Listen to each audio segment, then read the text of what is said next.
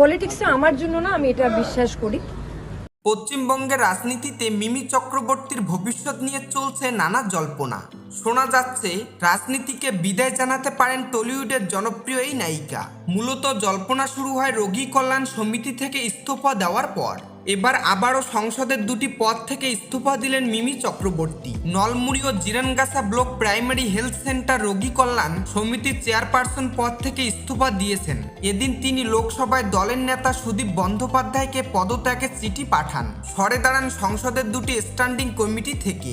রাজনৈতিক মহল তো বটেই, সাধারণ মানুষের মধ্যেও জোরদার চর্চা শুরু হয়েছে মিমির পরপর ইস্তফা দেওয়া নিয়ে। অনেকেই সন্দিহান হয়ে পড়েছেন যে লোকসভা নির্বাচনের ঠিক আগেই তিনি কেন এভাবে পদত্যাগ করছেন বিভিন্ন জায়গা থেকে। উঠছে প্রশ্ন।